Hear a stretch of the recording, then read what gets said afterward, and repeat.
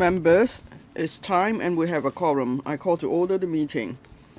On the agenda, there are 3 discussion items. Before the meeting, the administration submitted paper number ECI 2025-264, which is to members by circulation. The paper contains all the approved changes to the directorate establishment since 2022, including the proposed changes to the directorate establishment under the discussion items today. If I may remind members, if you have any direct or indirect pecuniary interest in relation to the items for discussion today, please disclose the nature of such interest before you speak in accordance with Rule 83A of the Rules of Procedure. I would also like to draw members' attention to Rule 84 of the Rules of Procedure on the voting requirements where there are direct pecuniary interests. Item 1 on the agenda, paper number EC 2025-26-2. It's on the ICAC. Proposed retention of one-time limited supernumerary directorate post of Assistant Director, Commission Against Corruption, IPS 46 or D2 equivalent in the Independent Commission Against Corruption with effect from the 6th of July 2025 or with immediate effect upon approval of the Finance Committee, whichever is later, up to the 31st of March 2027 to continue supporting the Commissioner ICAC for discharging the role as the President of the International Association of Anti-Corruption Authorities and to serve as the Secretary General of the International Association of Anti-Corruption Authorities. The administration consulted the panel on security on the 17th of March 2025. Attending the meeting today, we have Mr. Danny Wu, Commissioner, Mr. Brian Chong, Director of Investigation Private Sector, and Mr. Zheng Chin Kit, Assistant Director, International Cooperation. First, I'll invite the Chair of the panel on security, Ms. Carmen Can, to give a brief report on the discussion by the panel. Thank you. At this meeting on the 17th of March 2025, the panel on security discussed the relevant establishment proposal. After 2 commissioners, ICAC took up the presidency of the International Association of Anti-Corruption Authorities, IAACA, in January 2022 and December 2023 respectively, members were pleased to note their achievements in advancing global anti-corruption collaboration and efforts and in enhancing Hong Kong's international image. Members supported the proposal of the Independent Commission Against Corruption, ICAC, to retain a time-limited supernumerary post designated as Assistant Director, International Cooperation, ADIC, until the 31st of March 2027, to tie in with the 3-year term of CICAC as the IAACA President until around early 2027 for rendering continuous support to the operation of the IAACA Secretariat. Members commended the ICAC for adhering to the principle of exercising fiscal prudence. After critically reviewing the overall situation, in particular the financial position of the government, ICAC decided not to retain the supernumerary post of Senior Assistant Director, the holder of which originally served as the Secretary General SG of IAACA. ICAC took the further initiative to vacate the post from the 1st of March this year ahead of its expiry in early July. ADIC has since taken up the role of SG of IAACA. On actual operational needs, members inquired how ICAC would minimize the impact of the proposed manpower reduction. Members also inquired about the work plan and expected goals with respect to the IAACA presidency in the next 2 years and how the synergy of the tripartite partnership formed by ICAC, IAACA and the Hong Kong International Academy Against Corruption could be leveraged further. With the way forward planned for the retained time-limited supernumerary AD post, members were concerned whether ICAC would seek re-election upon the expiry of its term of the IAACA presidency in 2027. ICAC has responded to the questions and concerns of members. At the meeting, the panel supported the submission of the proposal by ICAC to the Establishment Subcommittee for consideration. Thank you. Thank you, Ms. Khan. Mr. Wu, do you have some opening remarks? Yes, good morning. We are here to seek member support for the ICAC to retain a time-limited AD-D2 post. This post holder will serve as the Secretary General of IAACA. The IAACA was set up in 2026. It's an organization on promoting collaboration to fight against corruption. This is the members of the IA include anti-corruption agencies around the world. It was set up upon the initiative of the Supreme People's Procuratorate in 2026. Now, in accordance with the Constitution, the IACA must set up a secretariat to be led by the body serving as the president. And initially, there was a there is a senior assistant director, D3 equivalent, designated as the Secretary General. The post holder helps the ICAC to perform the duties of IAACA. The post is about to expire this year. Now, considering the fiscal challenge, the ICAC took the initiative to keep the post vacant. We did not keep the senior assistant director post, and then the tasks of the SG were taken up by the assistant director, and then so we want to retain the post till the 31st of March 2027, to time with my term as the president of IAACA. It shows that through taking up the presidency, Hong Kong has shown our advantage of being connected with the mainland and the world, and under the principle of one country, two systems. And then we have helped form a tripartite relationship with the IACA and the Academy to promote integrity. In the past 3 years, the two directorate posts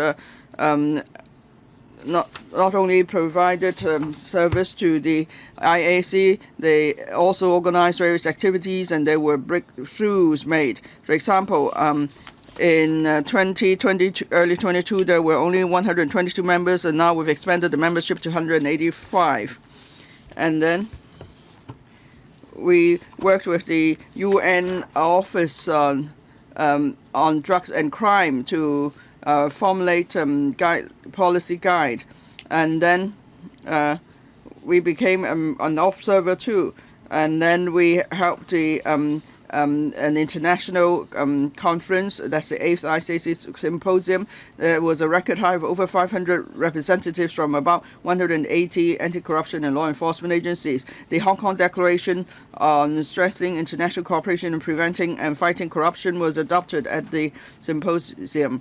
And then most of the members and participants in IAACA activities are high-level officers. So we need to keep high-level officer to liaise with them. In the next few years, the ARD will help me in taking forward the work of the IAC and upgrade the image of Hong Kong. So I and my colleagues are now happy to take questions from members. Thank you. Now we have a packed agenda today, so please I'll watch the time to hopefully then we can complete the agenda. Now, 10 members have pressed the button, so if you don't object, then I will start with 4 minutes each. Please be concise. And then I will draw the line after Mr. Shanghai Long has spoken. I will read out the list. Tan Yueheng, Mr. Sari Lee, Mr. Shanghai Long, Mr. Chen Yong, Mr. Cheng Wing Kwong, Dr. Lo Wai Kwok, and so on. 4 minutes each, please. Thank you, Mr. Chairman. I support the proposal, but I'd like to find out a bit more. Now, from the organization chart, we can see that the International Cooperation and Corporate Services Department will be disbanded, and then there will be an assistant director, international cooperation, to serve as the Secretary General of IAACA. My first question is, why do you want to cancel the International Cooperation and Corporate Services Department. And after this department is disbanded, and then the IC will come under the Operations Department.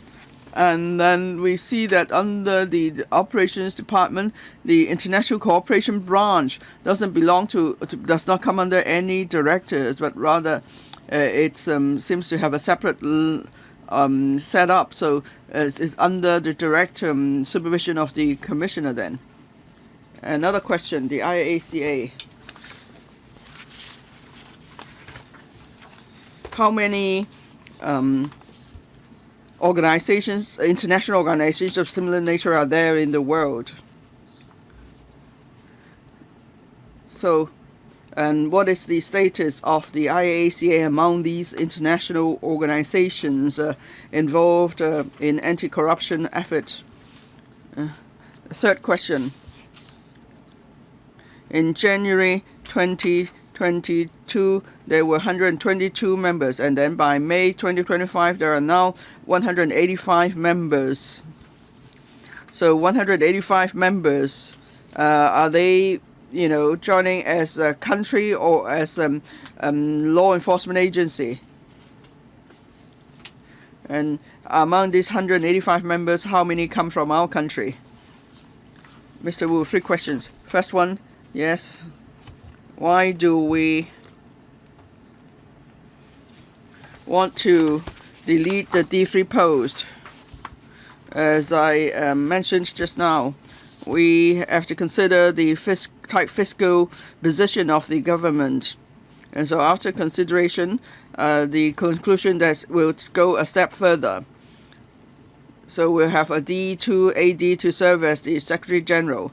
If there is a need to have meetings with very high-level anti-corruption agencies, then I will attend those meetings or exchanges in person. So even if we no longer have a D3 post, then we could still fill the gap. So if necessary, then I will take up the work. You asked how many other international organizations that are similar in nature to the IACA around the world. Well, we haven't done a count, but then there are large and small organizations around the world. But the IACA has 185 members, so I think we are of a relatively large scale globally. We haven't worked out what our ranking is. It doesn't mean anything to us. What is important that we do our work properly. And the third question, the membership is based on anti-corruption agencies, not country. Are there any agencies from the mainland? Yes, there are. There are members from the mainland. Thank you. Mr. Dr. Tan. So 185 members, they are actually anti-corruption agencies, not countries. But, like in Hong Kong, we have in the mainland, how many such agencies have joined the IACA? Do you have any information at hand? Now, from what I could recall, the Supreme People's Procuratorate is a member. So just one agency? So just one agency from the mainland has joined IACA. Thank you. Dr. Starry Lee. I support the retention of the post. It's important that we support the commissioner in his international role on anti-corruption. It's important for the country and for Hong Kong. I hope in future we could become presidents of more international organizations that's to give better play to our role of connecting the mainland and the world. Now, if we could, give play to that role properly, it could also help us to tell good stories about the country internationally. Now, there is international support from the United Nations, and that's our connection with the world. But what about our connection with the mainland? How do you communicate with relevant organizations on the mainland so that there could be better exchanges? Can you tell us more about your work in this respect? Commissioner. Thank you. In terms of making connections, we have done much in recent years. Whether it is through the IAACA or the HKIAAC, we have held international conferences as well as some classes open to people from all over the world. We have also had graph fighters from all over the world coming to Hong Kong as well as different parts of the mainland to see what the latest work of the authorities is. And graph fighters from different parts of the world have got a better understanding of what is being done in the country. We also have a GBA integrity exhibition that would involve the mainland, Hong Kong, and Macau, what kind of graph fighting work we need to do. And once we have finalized things at the end of the year, we will hold classes as well as some exchange activities for people from other parts of the world to know where we lie in terms of development. For the IAACA last year in May, we had an international conference, right? And many members of the IACA came to Hong Kong. We arranged a visit for them to go to Changsha of Hunan. And that has helped us enhance exchanges. We will continue with our efforts. Can you talk about our liaison with the Belt and Road countries as well? We have done much work as well. As the president of the IACA, I went to the Middle East, Kazakhstan, the UAE. All of these are Belt and Road countries. We have commenced exchanges with these Belt and Road countries. We will also have graph fighters from these Belt and Road countries coming to Hong Kong for classes. We have done much in liaison. If you want, we can provide a written response. I think publicity of the work done is very important. Do you have perhaps newsletters? It's probably the case I didn't get information about these newsletters. If you can provide us with the relevant information, we will have a better understanding. Every time we had an activity or a visit or we had classes held, we would upload the information onto our social media platforms. If the member is interested, I can send you the links in future. I think you can have newsletters because newsletters are quite common now. I think you can send the information to all other members of the council as well. Thank you, Mr. Sheng Hailong. I speak in support of the retention of the post of Assistant Director, Commission Against Corruption, to support the Commissioner's work for the IACA. Let me first declare I am a founding chairman for the Top Talent Services Association, and I have maintained liaison with the ICAC in work relating to community education. I have also helped film a video for the ICAC to promote integrity work for the newly arrived talents. ICAC has a 50-year history. They have done much in anti-corruption, and we have the commissioner being the president of the IACA for some years now. I very much support the work of the ICAC. I have two questions relating to technology. I know that the IACA Secretariat has held many activities in Hong Kong. How can we make use of technology to enhance work efficiency, and that will better support the work of the IACA Secretariat? Next, we have the latest anti-corruption trends being related to corruption with cryptocurrencies. And we have new trends relating to cryptocurrencies and digital currencies in general. I want to ask for the IACA Secretariat in Hong Kong, what what are the latest plans? How can you tackle these latest challenges relating to cryptocurrencies as well as specifically stable coins in Hong Kong? Commissioner, how can we make good use of technology to enhance efficiency? Well, actually, we will use technology definitely to enhance efficiency in investigation, corruption prevention, as well as community education. We have been using technology in these different areas so as to enhance efficiency and release more officers for other tasks.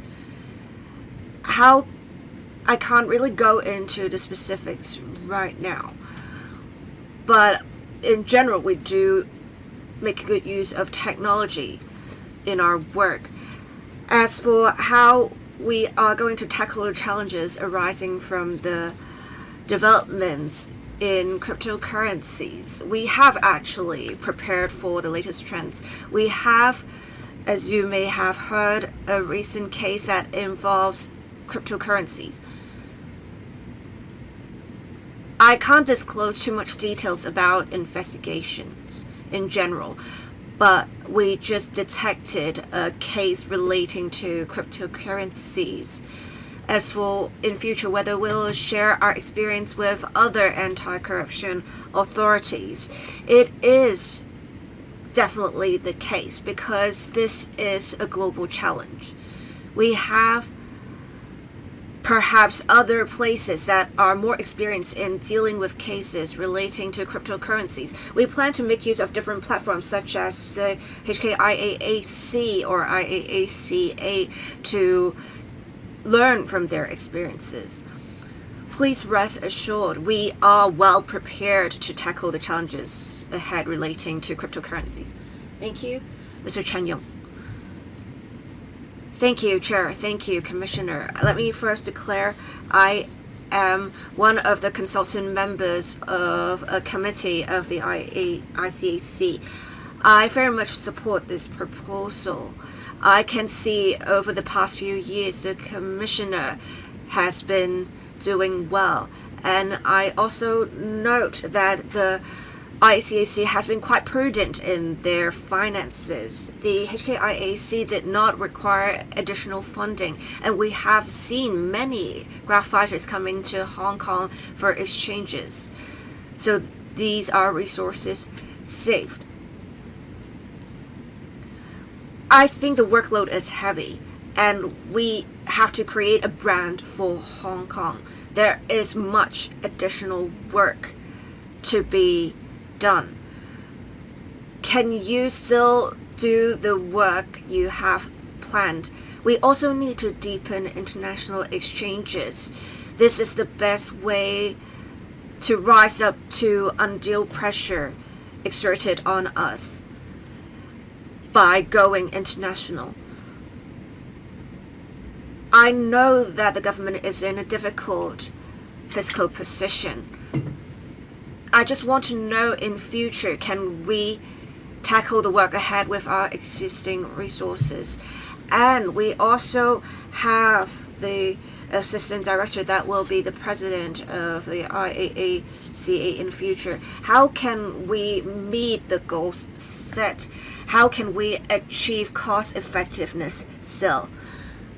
Can the commissioner and other officers tackle this heavy workload in future? Thank you, Commissioner. Let me emphasize again, the ICAC is essentially a department of the government. We need to tide over the difficulties with the rest of the government. We have given due consideration and chose to let the post of D3 lapse because we believe we can have the assistant director shoulder part of my workload because I can't do everything myself. But as I said earlier, we have some other countries having their representatives being ministers attending the meetings, and we need to have an equivalent level representative. And for these activities, I will personally attend them. We can shift the work internally to meet the challenges. We will continue to develop, of course. But we have done much in internal redeployment to meet the challenges. ICAC has been there for 50 years. We have reviewed some workflow to remove some outdated procedures. We have also enhanced work in international cooperation. With this shifting, we are able to meet the existing challenges. But as I said earlier, we have great demand of services, all services from other anti-corruption authorities, and if we can't meet the challenges ahead, we will definitely ask for support from the council. Thank you. Professor Chen Wing-Kong, I support the proposal, but I have some questions.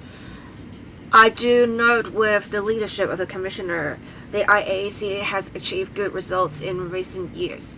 So I want to ask the proposed Assistant Director, how will they support the Commissioner in the work of the IACA to achieve even better results, and how can we tell the good stories of Hong Kong or China in general? What are the goals set? I also appreciate the ICAC being prudent, proactively suggesting letting the other posts lapse. I very much appreciate that, and I think other government departments should learn from this. But I also note with the post lapsing, the relevant international cooperation and corporate services department's work would have to be taken up by the Independent Commission Against Corruption Director of Investigation Private Sector. So how can we make sure the work is still properly done by the director so that the quality of work is not impacted? I also note in paragraph 13 of the paper, the assistant director would have to liaise and meet with the heads of various anti-corruption authorities and international organizations on behalf of the president. So this is a D3 level post, the commissioner, and the assistant director is only at a D2 level. Why is that? I also want to ask if the commissioner is planning to participate in the election of the IAACA president again. Thank you, Commissioner. As for how the Assistant Director can support my work of the IAACA, since March, the post for D3 post has lapsed. And, well, he has already visited multiple locations. And he has gone to some international organizations to speak. I mean, we can still do such work. It's just a matter of maybe he would feel more strained. And indeed, I feel strained as well, because it's not just about being there. There is follow-up work to be done. As long as we go a step further, this can be resolved. As for the quality of work, it will not be impacted simply because of the reduction in manpower. Because with international cooperation, it's not just like we are meeting up for a party. We need to produce outcomes so that we can continue with our work. It's not just about greeting each other. If we don't do good work, no one would come here for sharing. And we have done much sharing of our practical work so far. As for changing the post from D3 level to D2 level, whether it would affect the status of the post, we are actually making a clear distinction of which occasions I should attend, which occasions the assistant director should attend. I will not go attend the lower level conferences. We have clear division of labor. As for whether I plan to seek re-election, I think we should just focus on the work in the near future before we think about that. Thank you. Dr. Lo Wai Kwok. I speak in great support of the proposal of having the post retained in the ICAC. I also need to declare that I am a consulting committee for the ICAC in relation to corruption matters. I note that the commissioner has become the president of IAACA a few years ago, and I very much appreciate that because it has consolidated the role of Hong Kong in the international arena in terms of graft fighting. And this work is very important. The post is very important. And I note in the paper there is great detail of the results achieved by the post holder.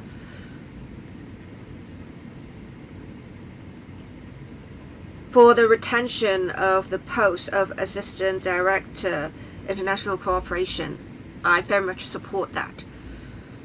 The ICAC has been quite pragmatic and let the other posts lapse.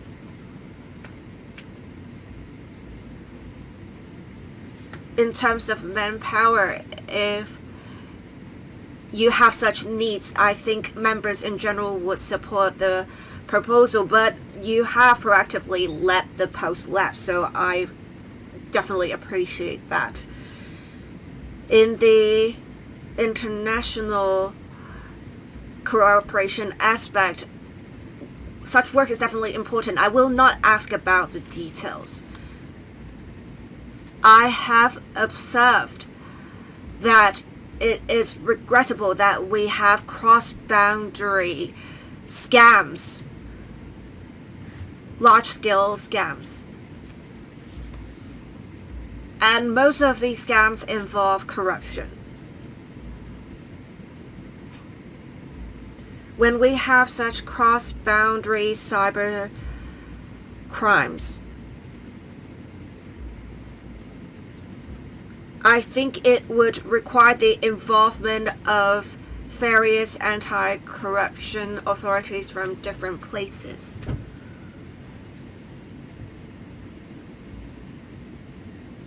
For these cross-boundary crimes, we need to have better enforcement to allay the concerns of citizens from different places. Thank you.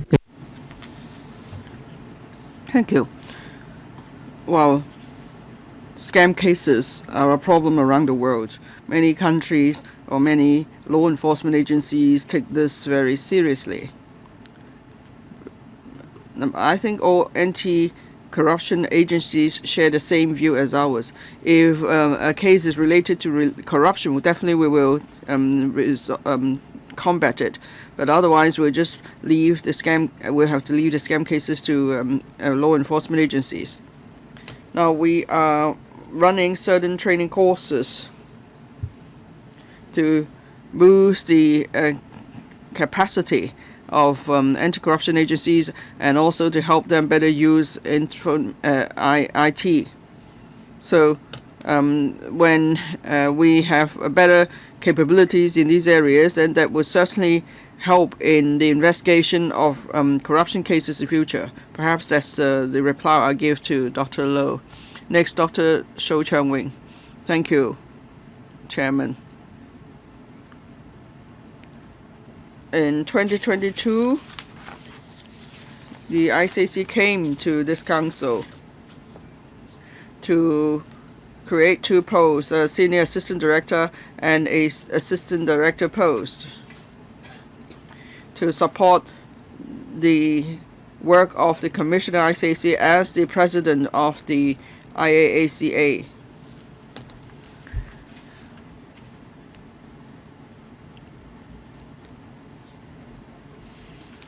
At that time, we agreed we need to have sufficient staff, and then the commission taking up the presidency has great significance. It will help boost our international image. It will help to strengthen cooperation with anti-corruption agencies around the world. And in the past few years, we have seen remarkable achievements made. Today, you come here to delete 1 post. That means reduce 2 posts by 1. That's half. Now, well, it seems that it can't be helped because, as the commissioner said, it's time for us to work with the government as a whole to tide over the fiscal deficit situation, and that means the staff have to work harder. Yes, but I'd like to learn about more, it a bit more. Now, is IC responsible for the total cost of operational cost of the IAACA?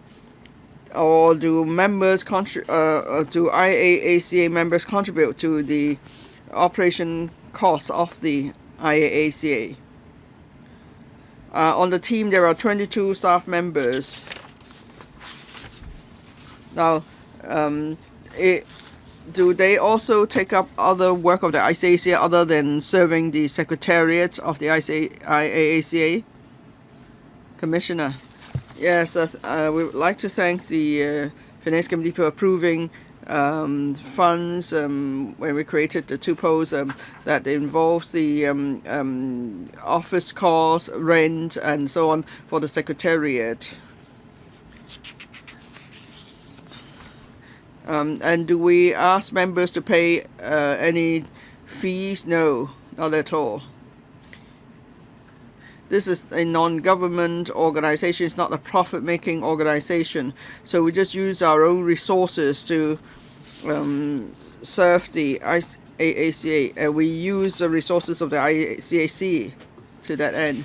For example, when members come to Hong Kong for courses, or if other countries come to Hong Kong for courses, there are certain countries that are really poor. They may not be able to pay for hotels. In that case, we'll use our own facilities. For example, we'll use the hostels of our own training academy. And if it so happens that the hostels are vacant at the time, then we'll let the trainees stay there. And then we provide a transportation for them to go to classes. So that's how we do it. So it really depends on the resources. We will just make good use of the resources we have. We could do more or do a bit less. And then for the Hong Kong International Academy Against Corruption, when we planned the academy, we did not ask for funding, but then eventually government gave us 23 staff members. And so when we organize courses and so on, we use our own resources. And then our staff often have to go overseas to either to provide or receive training. So we use our own resources. We try to make savings and then deploy the resources this way. So that's how we work. Mr. Chow Siu Chung. Thank you. Chair. I support the retention of the post. Now, there are complex geopolitical developments now. So I believe the presidency will help to enhance the image and of both Hong Kong and the country internationally. And then I see the ICAC is taking a pragmatic approach. It's not proposing to keep the D3 Senior Assistant Director post.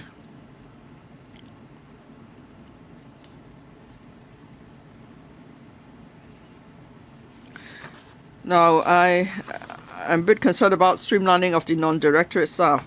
Paragraph 14, the international cooperation branch will still have a heavy workload. In the next 2 years, there will be a number of international conferences, international collaboration projects, and so on. And then you will have to provide training to anti-corruption agencies from the Middle East, Belt and Road countries, and so on. So for this, and for non-director staff, the number will be reduced from 31 to 22.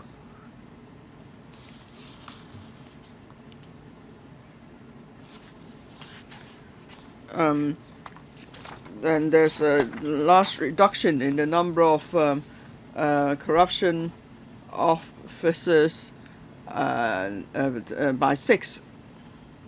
And there's a cut of the SCACO as well.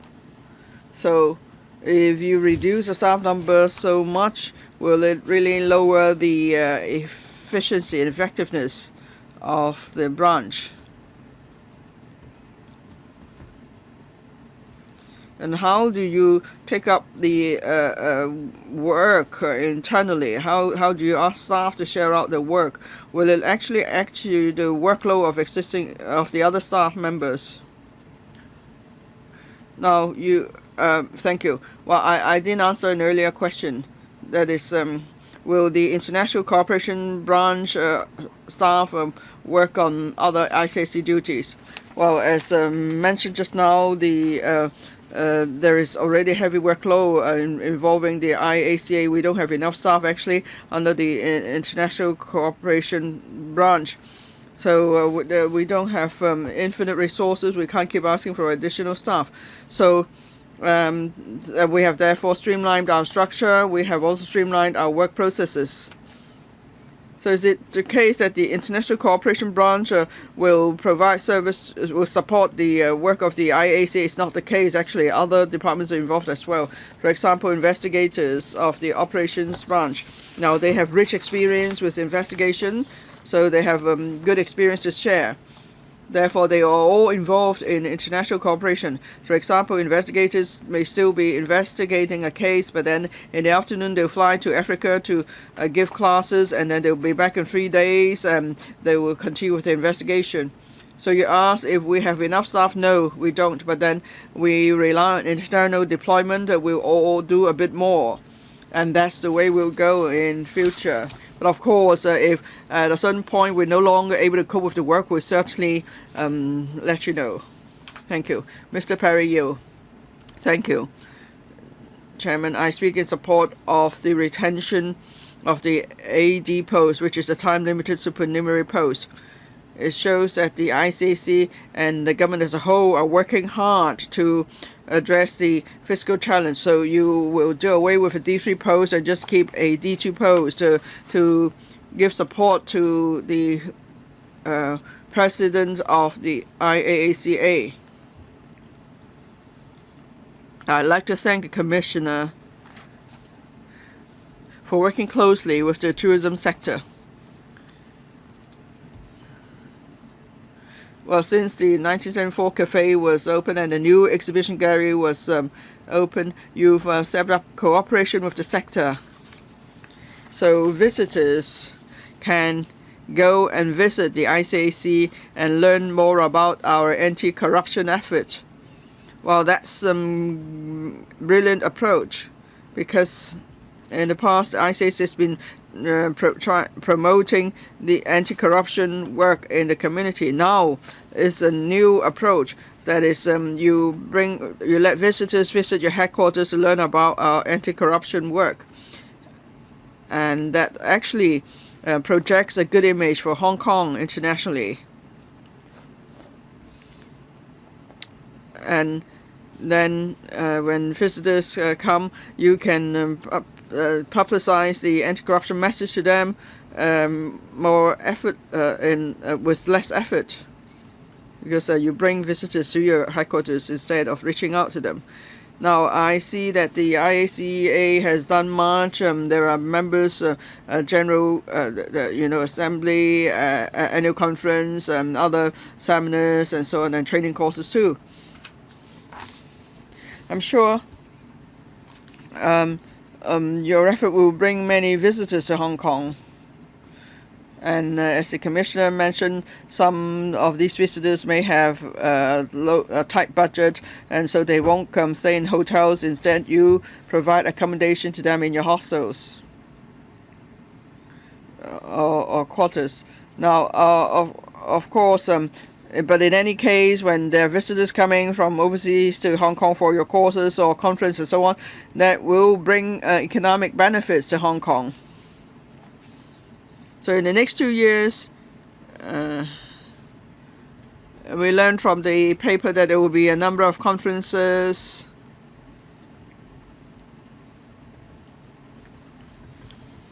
among stakeholders, experience sharing sessions, training courses, and so on. Can you give us more details? How many of these activities will be held in Hong Kong? And how many visitors will you bring to Hong Kong through these activities? So the sector will know what we can do to support your effort, and then we can provide more services to these visitors. At the same time, it will boost the tourism sector. Thank you. Commissioner. Well, I'm sorry I do not have the specific figures here.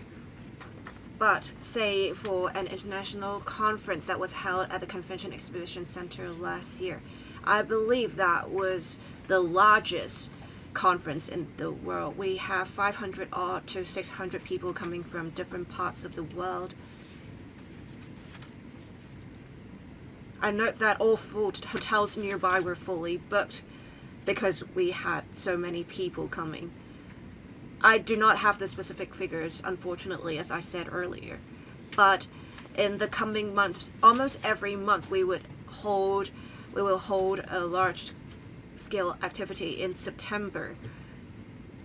We will invite 12 to 13 countries' youths to come to Hong Kong to develop some programs for anti-corruption work. We will have approximately 100 to 200 people attending that event, and every month we will hold classes for people coming from 10 odd to 20 countries, and we have every class 30 to 40 people, and that is happening almost every month. Thank you, Mr. Kingsley Wong. I support the retention of the post. I think with participation of international organizations, it is very important for us to elevate our position and about telling good stories of Hong Kong and China in general. We need to make sure we're telling good stories in a way that is acceptable by different countries, especially for developing countries, third world countries. They can see how our country has been so determined in fighting corruption. And I want to ask, after the commissioner has become president of the IACA, how you have played your role and made special contributions to Hong Kong and the country. We also have liaison with the Belt and Road countries. The commissioner talked about the relevant work. I want to speak from the perspective of outcomes on KPIs for youth. Have we seen an improvement or an enhancement in the youth index of the country? Commissioner, I know that once we have resumed normal travel, I have visited Southeast Asia, and I was asked at the beginning whether Hong Kong was in such chaos. It is because the media reports in general had quite negative coverage.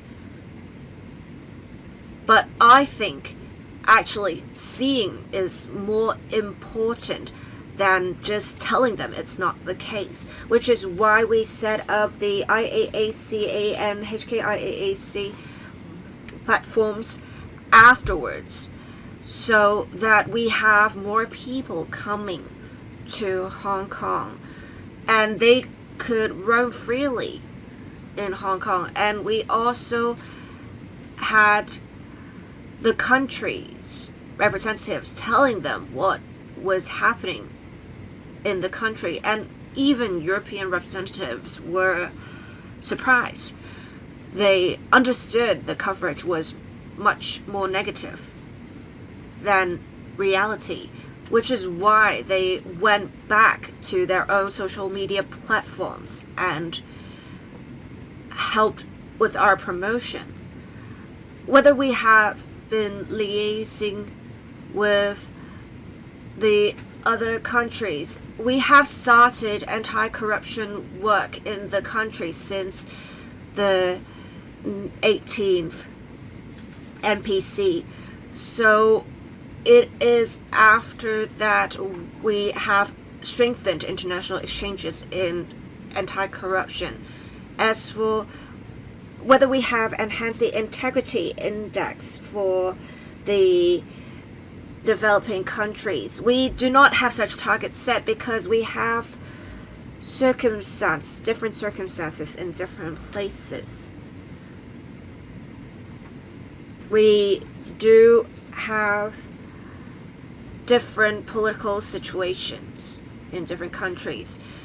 We have held classes and we have seen officers from developed countries being very proactive in applying to these classes.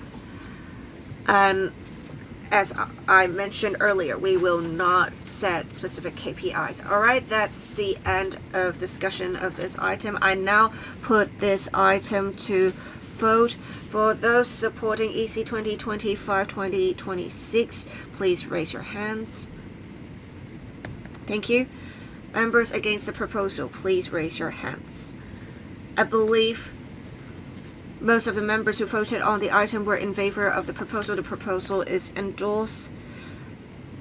Now, on whether there should be further discussion of the item by the Finance Committee, in accordance with paragraph 48 of the Establishment Subcommittee procedure, I put the following question to vote.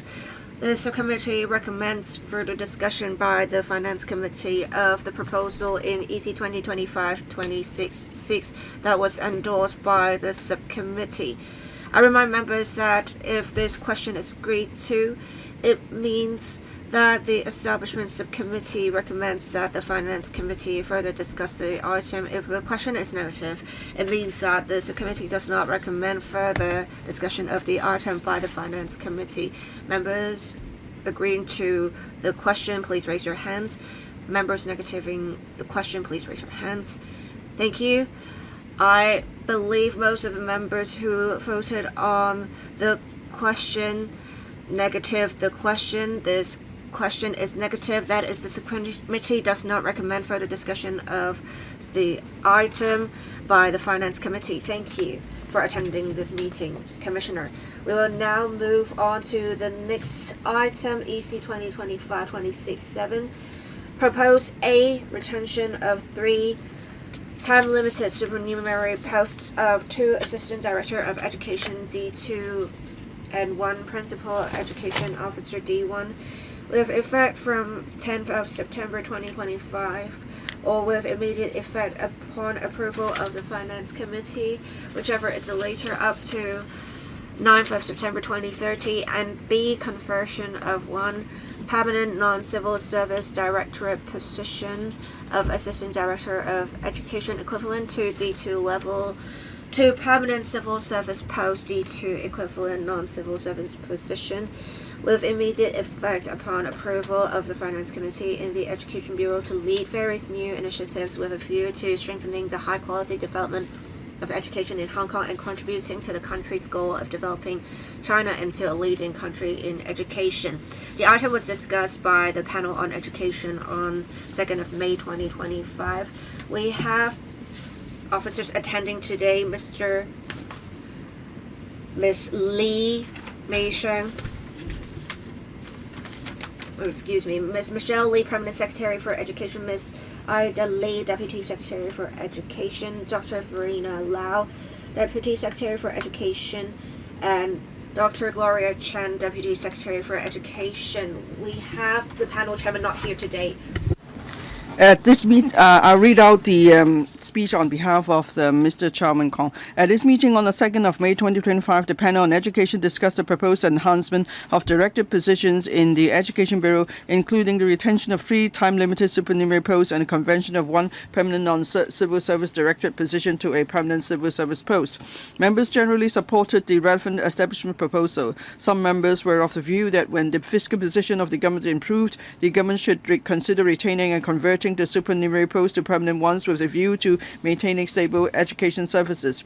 Individual members raised the following suggestions and concerns. A. The administration should set key performance indicators, KPIs. As substantial resources are invested in education, KPIs should be set on ways to improve the governance and efficiency of schools and the promotion of innovation and technology. B. On the conversion of 1 permanent non-civil service post of Assistant Director of Education to either a permanent civil service or non-civil service post.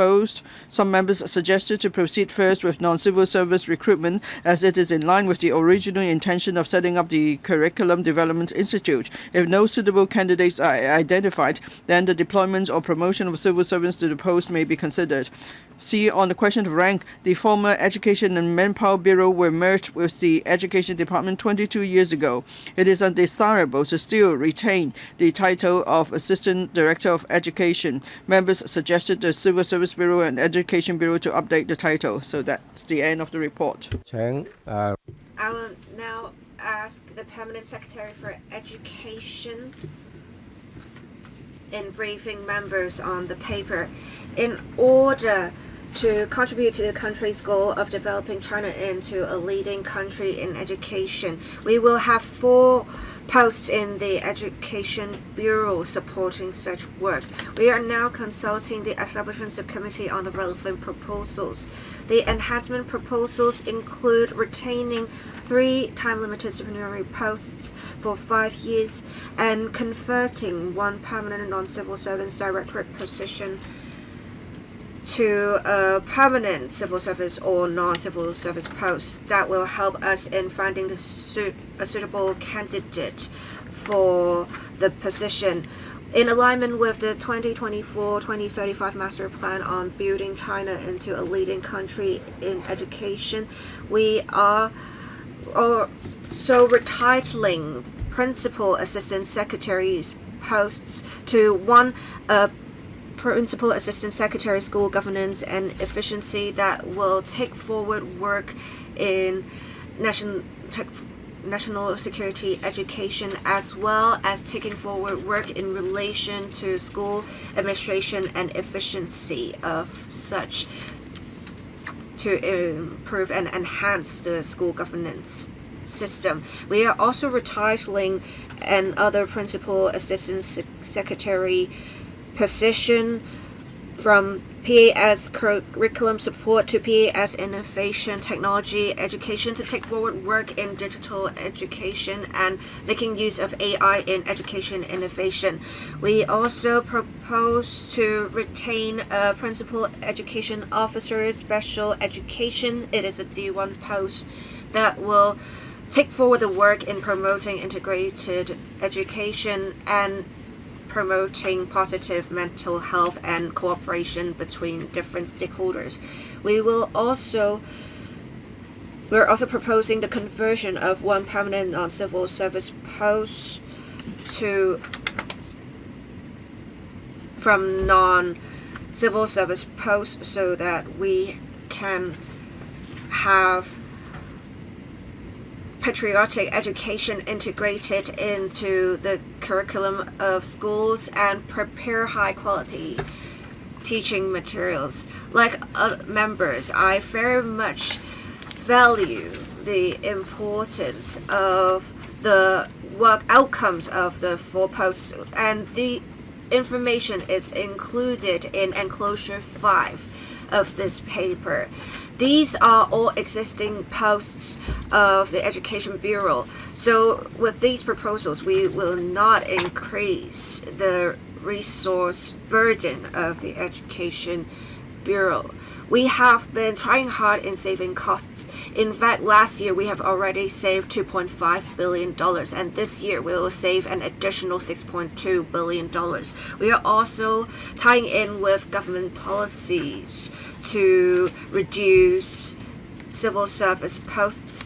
We have in different departments of the Education Bureau reduce 75 posts in 2024-25. In future, we will reduce another 51 posts. We will continue to aim to save costs to enhance efficiency. I implore members to support our proposals so that we can remain committed to our vision and that we can continue to promote high quality development of education in Hong Kong. I implore members to support our proposals. I am more than willing to tackle any questions that members may have. Thank you, Chair. I can see that 9 members have pressed the request to speak button. I'll assign a 4-minute time limit. Again, after Dr. Tan Yue-heng has spoken, I will draw the line. Dr. Starry Lee. 首先第一，呢啲職位本身呢，佢都係好似頭先常秘咁講啦，都係一個保留嘅。Thank you. I support the proposal. As the Permanent Secretary pointed out, these are posts, the existing posts, they just to be retained, and then they covers IT education, special education, national education, and so on. And then from another angle, in terms of use of resources, the Education Bureau has taken up much work in promoting education. And then the Bureau is still handling, addressing concerns of the sector and parents as well. So that's why I support retaining these posts. Now, in the paper, it sets out in detail your past effort and your upcoming work, and then in terms of national education, national security education, while the Education Bureau has done much as we moved from stability to prosperity, and then we have seen a change in the overall situation in the education sector. Now, on parent education and training of teachers in relation to national education and national security education, is that actually covered in the training? And then I also concerned about special education. As mentioned of integrated education just now in the Permanent Secretary's briefing. And yes, integrated education is well intentioned, but then we have learned from actual experience that it's a major challenge to teachers. Wonder if you have any new ideas. And then and for the post holder, are there any suggestions on how we could take forward special education? Now we have more school premises, and we need to take special care of SEN students.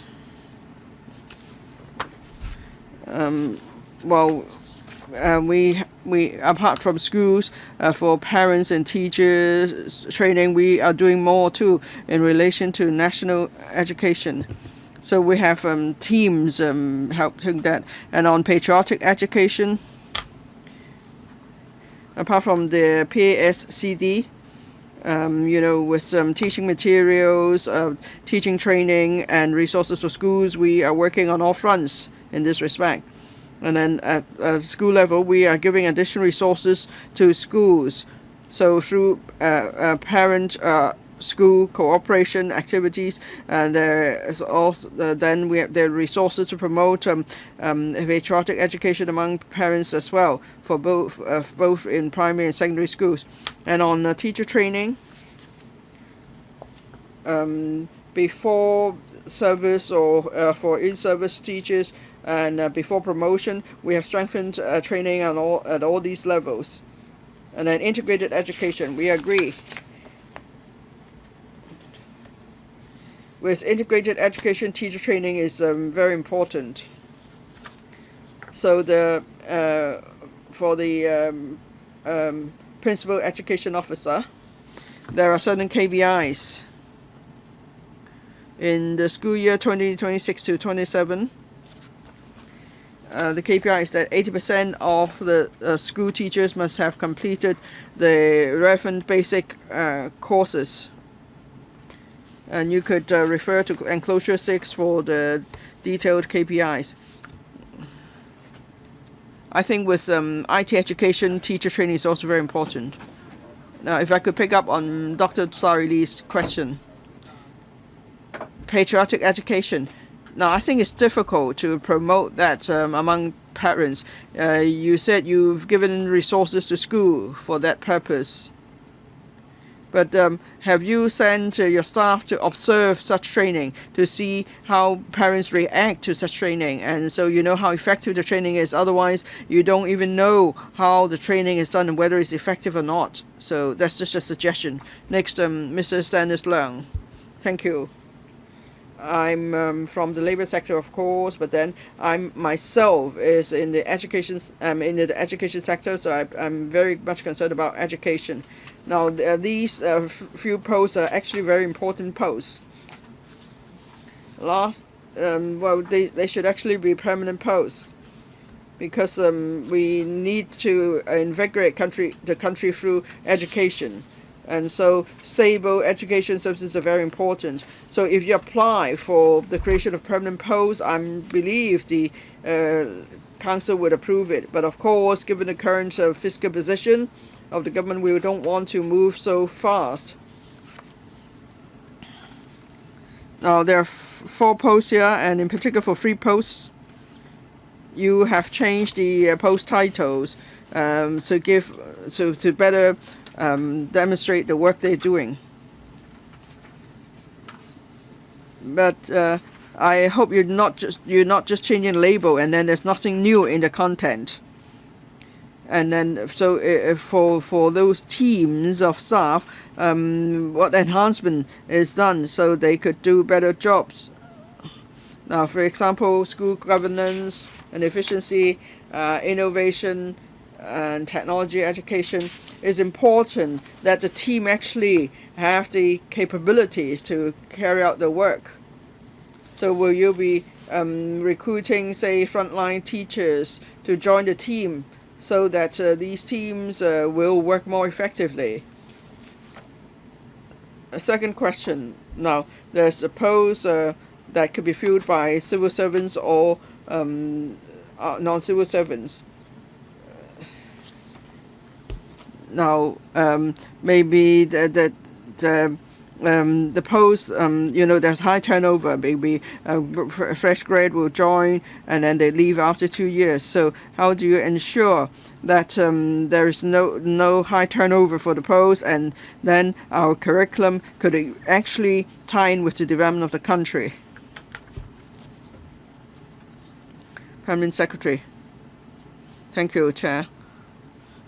Now, we not just retaining posts, we actually revising their duties. There are new duties, for example.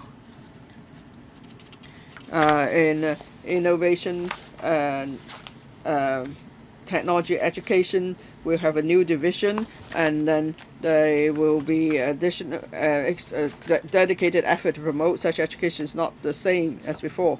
And then there's another post that's responsible for administration, but now the focus will be on school governance and efficiency. That means the post holder will lead the entire team to improve efficiency of the school sector as a whole.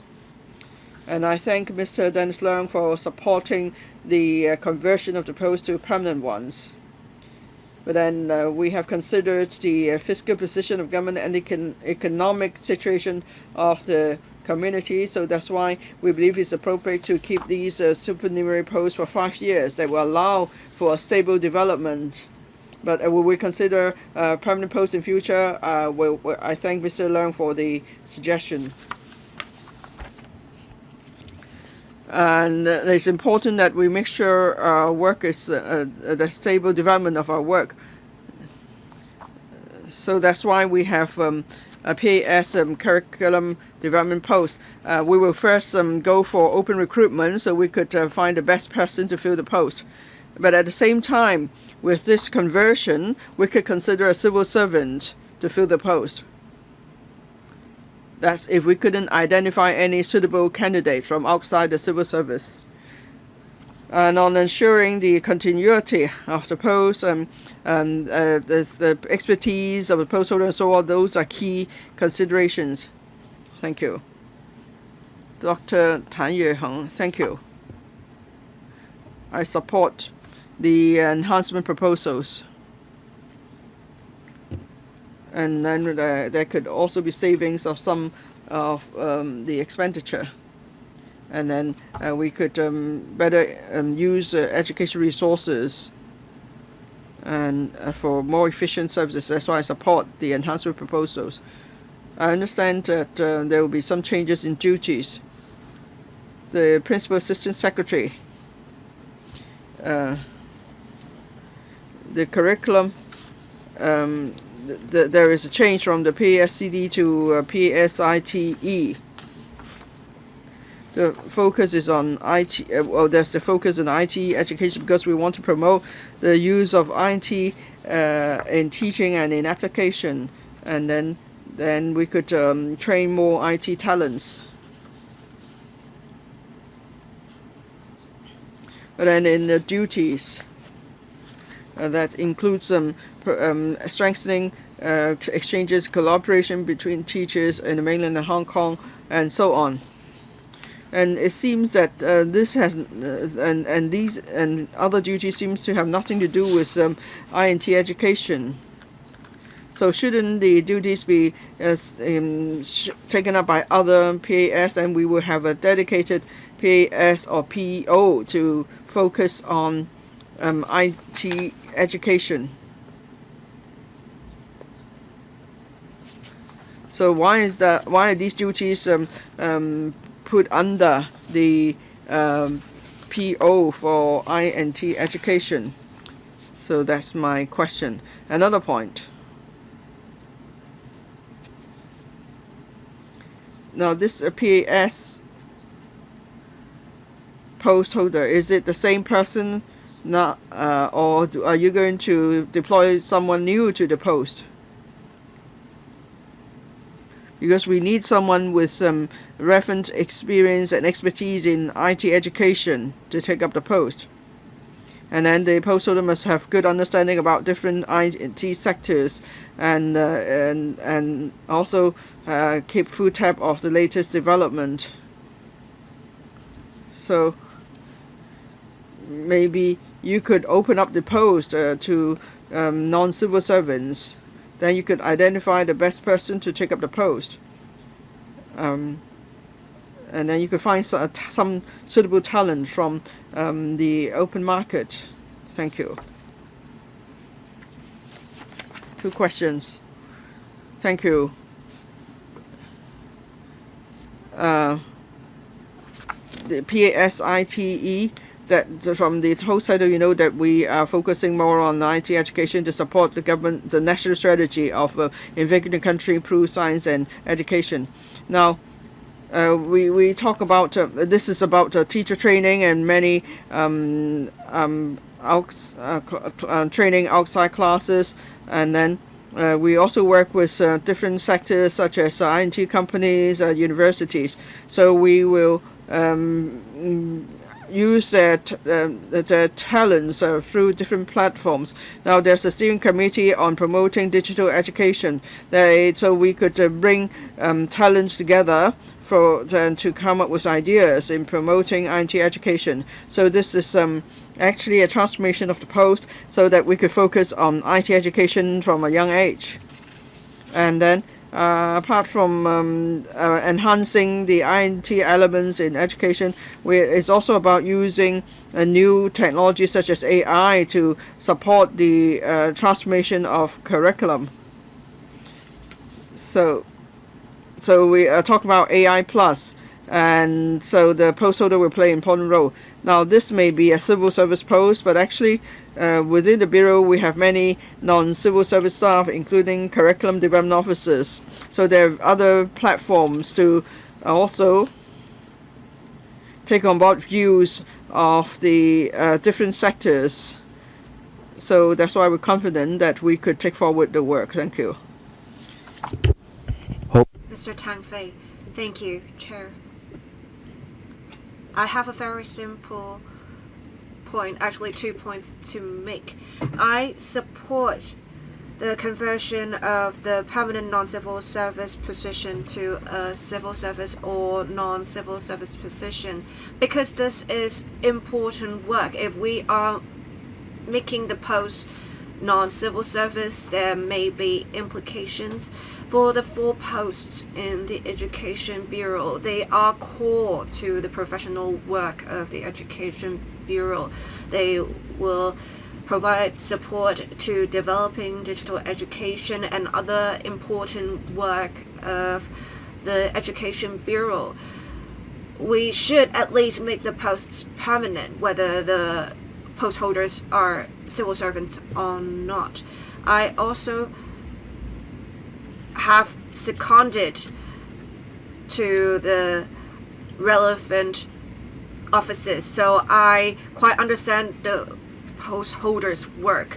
Before the prevalence of AI, we have officers or post holders working on the different curricula of different levels. It doesn't really matter whether it was a civil servant or not. And other post has had retitle, has a post retitle that is to PAS Innovation Technology Education. For the 2 PASs, I think there should be coordination and collaboration because with the AI era, it's not just about having to use the tool. It is about changing the curricula, changing the course structures. If there is no coordination between the 2 post holders, we may not be able to tackle the challenges brought about by AI. With AI continuing to develop, we may need to have significant changes to our curricula in different subjects. So I hope for strengthened collaboration and coordination of the 2 posts. Permanent Secretary, I do support there should be coordination between the 2 post holders. The different subjects are, of course, interrelated. And the PAS Innovation Technology Education in particular will be taking forward the work of promoting digital education. So this post holder will definitely be working with the PAS of school governance and efficiency. The PAS in Innovation Technology Education will also work with different stakeholders in developing the relevant curricula. We will also consider converting the supernumerary posts to permanent in future. Thank you. Mr. Tankapu. I do support the various proposals of the Education Bureau. I have recently talked to other members. We do note that the Education Bureau has been conducting a comprehensive review of their structure to be more efficient. We need to make sure we're matching needs of the country and Hong Kong. I have 2 questions on how we can achieve our intended outcomes. We need to enhance awareness about the country. We need to enhance national security education. We need to enhance patriotic education. We have now formed foundations. How can we measure our performance? How can we measure awareness in society, and especially in tertiary institutions, that we are achieving our intended outcomes? How will you measure our performance so far in this area? We have visits to the mainland, even if they are not formal visits. Just traveling to the mainland would help. We have a significant number of visits, but how can we enhance the quality of visits? We need to make sure these visits are safe, but we also need to make sure the visits are meaningful. I also heard for a school we had visits to 8 to 9 destinations. How can we make sure the visits are up to our standards and are meaningful, as I said earlier, that has enhanced awareness of the country while being safe?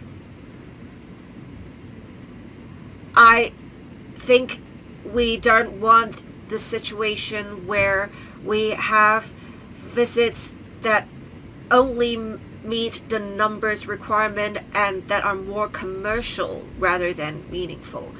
Permanent Secretary, thank you for your comments and questions, Mr. Tang. We need to make sure we achieve our intended outcomes in national security education as well as patriotic education. We have for national education as well as national security education, we measuring performance by conducting visits to schools, inspecting classes. We also provide training to staff members and teachers. We have the flag raising ceremonies done in schools now. We have seen good outcomes so far, especially in primary schools. We also have internal questionnaires issued by schools to ask students if the students now have stronger national identity.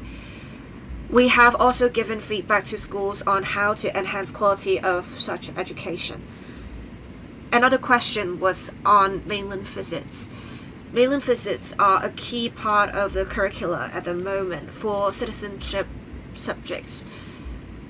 We have visits that are planned by the Education Bureau, and most of the visits are coordinated and vetted by the Education Bureau to ensure the visits match our needs. And when we conduct tendering, we not only look at the quantity, we also look at the quality. We have 100,000 quota for mainland visits. Many of such visits are planned by the Education Bureau, and we also have worksheets to be completed. These are not for traveling alone. These are visits that we have to match or achieve certain outcomes. Ms. Lillian Kwok, I do support the proposals to achieve the intended outcomes. So far, the efforts have been fragmented with national security education, national education, and even special education. We did not see much coordination, but I appreciate the efforts of the Education Bureau in rationalizing the work so that in future, when taking forward the relevant policies, there will be better resource allocation and consolidation of efforts.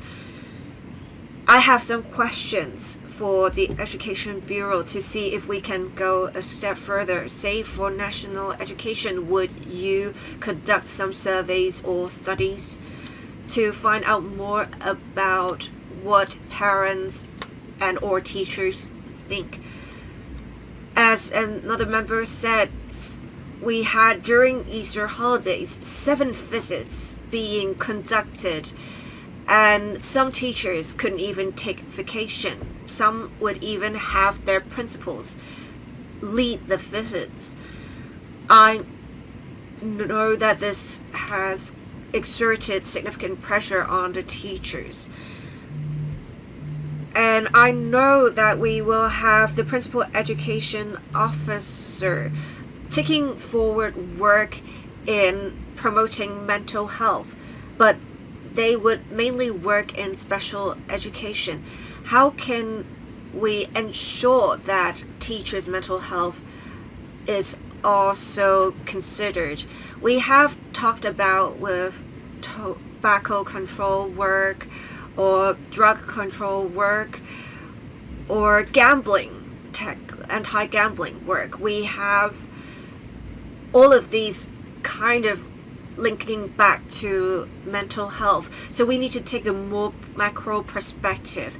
Will we have the Bureau take a more macro perspective to see if we need to improve any part of the work? On special education, I think we need to strengthen coordination. There is not much communication between social workers. As much as we have cross-departmental coordination, how can the Education Bureau provide more guidance so that we can have communication strengthened to better help students?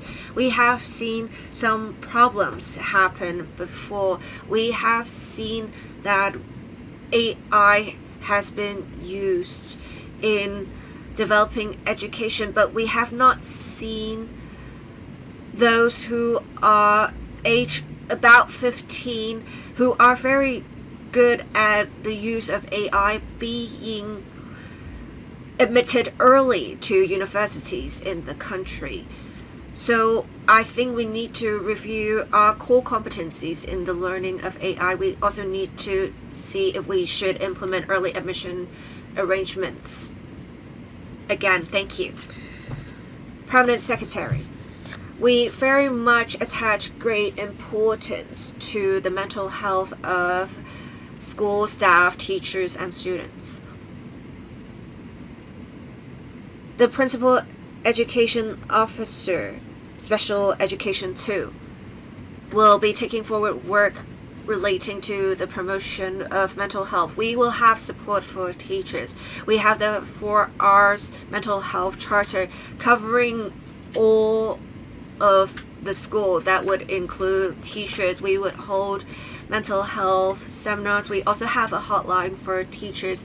We will also provide pre-training and in-service training to teachers to support teachers in enhancing resilience and helping them better meet the needs of students.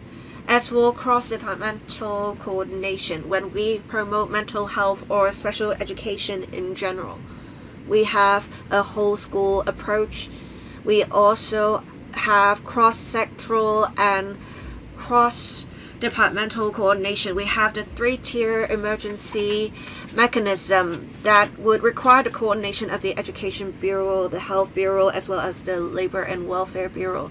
We also have professionals from different sectors, such as educational psychologists and medical practitioners, working together to promote mental health, and we will continue our work in this area. As for early admission, we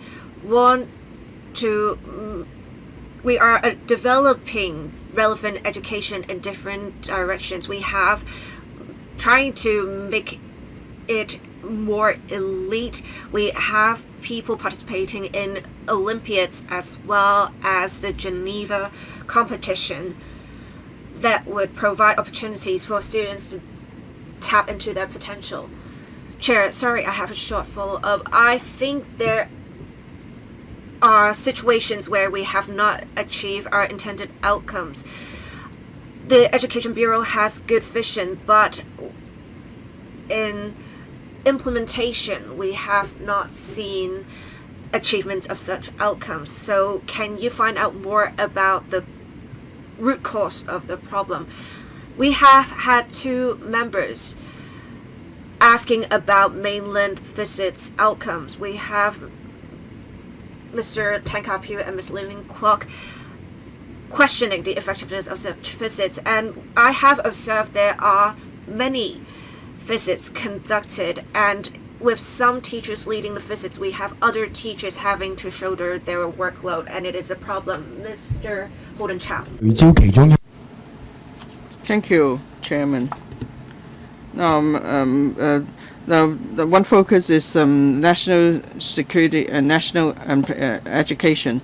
Of course, we can see that the government is doing much more in national education. We see there are publicity APIs, and then when we celebrate this 1st of July anniversary, we ask children to participate in videos and so on, and then there is good review. So we need to keep up the effort. Now, in the past few years, we've been doing a good job with national education, so we need to keep up our effort. And then many members mentioned that there's need for better quality assurance of mainland study tours. I hope the Bureau has heard the views. To a certain extent, it's important that we pay attention to the quality, whether it's a 2-day trip or a longer trip. Even if it's not a long trip, then the students have to learn about the development of the country. They need to get a better understanding of the country.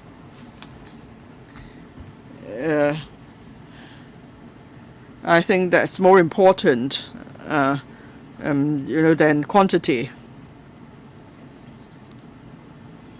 Now, a question. Now, in the paper, there's the emphasis that with retained posts and so on, and one focus is STEAM education. And then we see that students care more about traditional subjects, but then with applied science subjects, well, we've been promoting postgraduate application on applied sciences. Now with this new revamped post, how can we actually strengthen STEAM education so students will become keen to take up applied science studies? Now, we've done much more work in the past few years, and then it's only in the past few years people come to realize the importance of applied science compared to traditional subjects.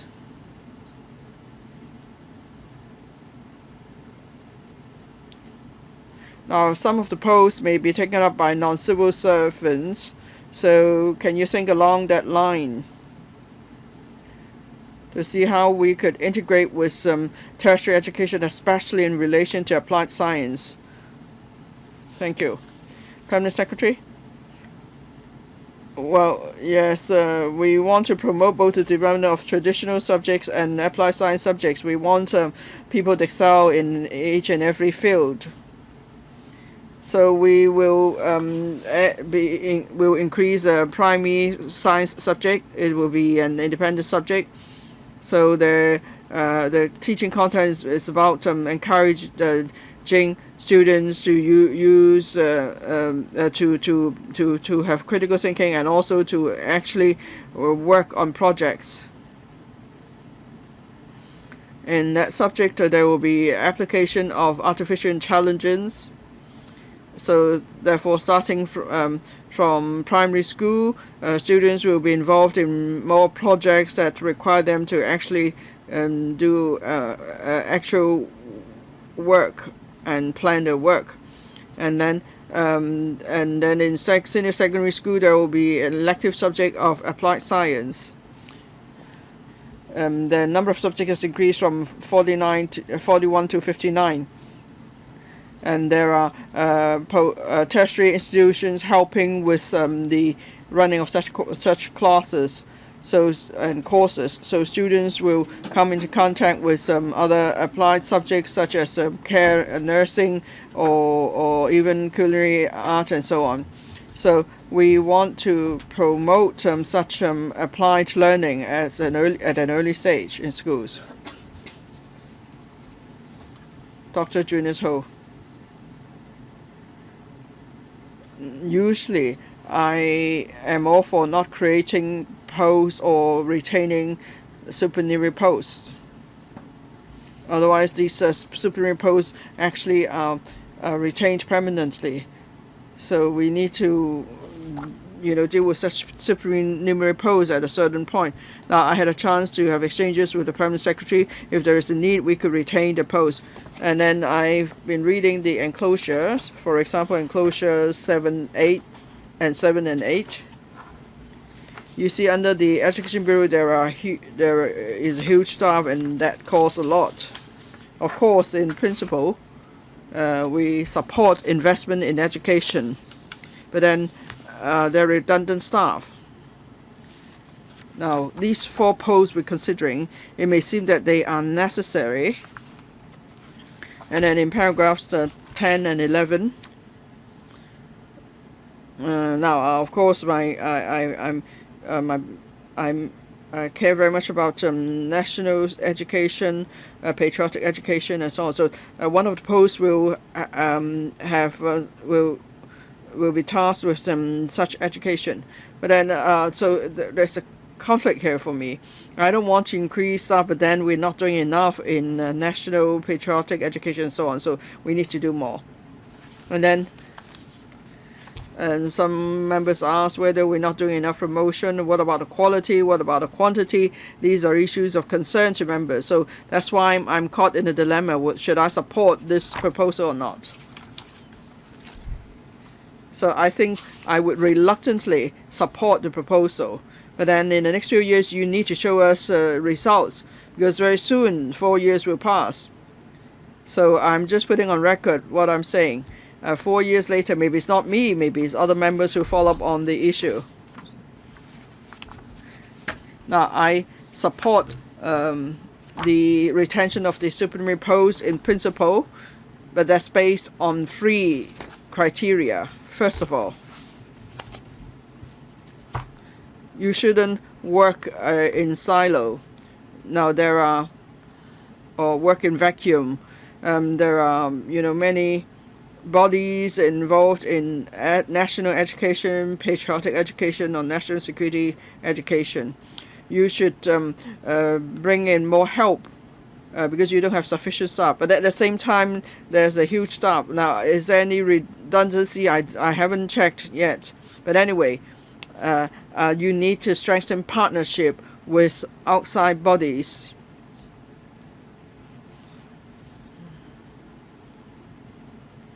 And you shouldn't go for the lowest bid approach. Now, there's the FLW is charging only $90,000 to train some 20,000 teachers for a year. Well, that's really meager. It's not that you don't have funds at all. You shouldn't, be doing that because you pay peanuts, you get monkey. And it's not like you don't have the resources. So why are you doing that? And then secondly, there must be review after you complete a task. I've been involved in similar activities that there's no feedback and there's no exchange of views. It's just about completing the task. And the third point, if these 4 posts are not to be retained future, who will take up the tasks? So what is your contingency plan if this proposal is not passed? Permanent Secretary, please be brief. Thank you. Now, these are existing posts, and we want to keep them. And as we mentioned earlier, in the past few years, we've been working hard to save on manpower. In 2024 to 25 and 2025-26, we have saved for 75 and 51 posts. And then the Education Bureau is a large bureau, and we have to carry out a lot of tasks. And then second point, we definitely promote partnership and collaboration with different sectors. Under the leadership of Dr. Starry Lee, we have a steering committee to take forward various tasks, such as bringing together the different patriotic organizations. And we work with school sponsoring bodies and so on to take forward our work. Definitely we will go for partnership and collaboration. And thirdly, we will review effectiveness of our work. And fourthly, for these 5 posts, before the expiry of the 5 years, we will review the arrangements in future. Thank you. Next, Mr. Chen Yong. Thank you. Mr. Chairman, thank you, Permanent Secretary. I actually support the 4 posts given their duties and responsibilities. Now, I see there are changes to the establishment. The 1st of April 2023, 65,000. And anyway, there's a reduction of 88 posts over the period. From as at the 1st of April, 6,202 plus 5, and by 1st of June, 6,201 plus 5. So that's reduction of posts.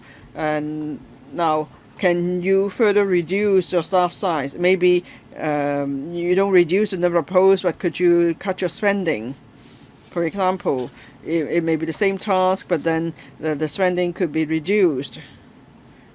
Or you could even reduce the manpower involved. So I'm just asking whether there's room to further compress the staff size. And then for these 4 posts, perhaps they could take up a bit more duties. So the public will know that, yes, we're keeping the 4 posts, but actually they're doing more than before. And then the public will support the retention of these posts. Thank you. This is not an increase, actually. It's just some extension of the posts. Now, from the table, it is in paragraph 41, you can see that we keep reducing our staff size. We will keep enhancing our efficiency. And in the process, we are actually making savings. For example, in this financial year, we have returned $6.2 billion to the Treasury. So our Bureau is trying our very best. So while we improve our efficiency, we're using more innovation technology. And we're also streamlining processes and delegating authority. And we're trying to find smarter ways to do our work. So that's why with the PAS school governance and efficiency, we also try to improve the efficiency of schools. We will certainly remove outdated processes. That's to boost our efficiency. And then we're responsible for 60 government schools. We'll look at the declining population and we'll see whether there's we could actually redeploy manpower elsewhere and streamline our manpower. So in terms of resources and manpower, we try to use them as efficiently as possible. Thank you. Dr. So Chang-Wing. Thank you, Mr. Chairman.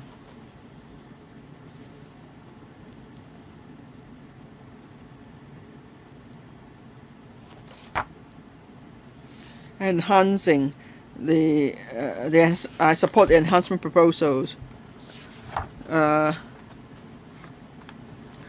I have a question. National security education and patriotic education. Now, you attach great importance to such work.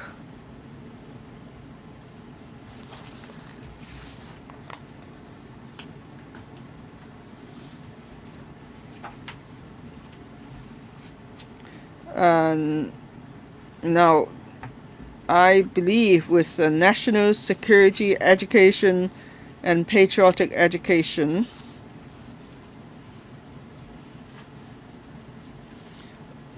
probably they are similar in nature.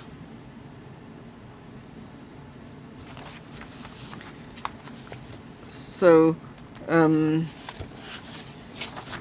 PAS could we group together the duties of national education, national security education, patriotic education together, and then with school governance and so on. You can group such duties under another PAS.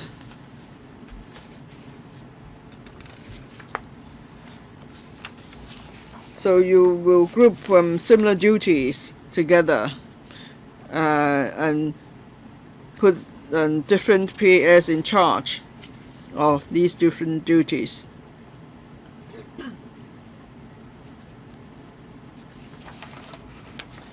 Of course, you must have considered various factors in coming up with the revamped organization.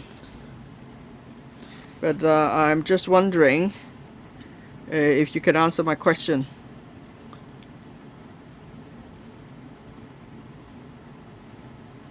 And then in the paper, that's mentioned that with national security education and patriotic education, you emphasize the importance of such education. And you say schools must maintain a high level of vigilance. It is of utmost importance. So with national security education, what exactly have you done and what measures are in place? To address such important issues. Thank you. 教育局咧係全方。Permanent Secretary, thank you. Chair, we are actively taking forward the work of national security education and patriotic education. We need to nip the problem in the bud, which is why we are strengthening school governance, the composition of boards, as well as the use of the teaching materials. It would take an all-hands-on-deck situation, and we have to enhance governance on a school level so as to mitigate national security risks. We also have cross-departmental and multi-level national security education. In Enclosure 5, we talked about the major achievements of the 4 posts in recent years. We have talked about for school governance the work that has been done. I will not repeat what is said in the paper, but basically we would all work together to do this work. Excuse me, can I first ask how many members would like to speak on the third item? For the next agenda item, that is. We don't have many. In that case, I'll extend the meeting by 15 minutes so that we can also consider the third proposal. I know that Ms. Lillian Kwok and Dr. So Chung Wing have pressed the request to speak button again to speak for a second round. In order to accommodate discussion of the third agenda item, I will not allow for a second round. I will ask you to communicate with the administration directly after the meeting. I am now going to put the item to vote. Members in favor of the proposal in EC 2025-26-7, please raise your hands. Members against the proposal, please raise your hands. I believe most of the members who voted on the item were in favor of the proposal. The proposal is endorsed. Next, on whether there should be further discussion of the item by the Finance Committee. In accordance with paragraph 40A of the Establishment Subcommittee procedure, I now put the following question to vote. The subcommittee recommends further discussion by the Finance Committee of the proposal in EC 2025-26-7 that was endorsed by the subcommittee. I remind members that if this question is agreed to, it means that the Establishment Subcommittee recommends that the Finance Committee further discuss the item. If the question is negative, it means the subcommittee does not recommend further discussion of the item by the Finance Committee. Members agreeing to the question, please raise your hands. Members negativing the question, please raise your hands. Thank you. I believe most of the members who voted on the question were negativing the question. The question is negative. That is, this committee does not recommend further discussion of item EC 25-267 by the Finance Committee. I thank the Permanent Secretary for Education and other Deputy Secretaries for attending this meeting. Moving on to the next item, EC 2025-268.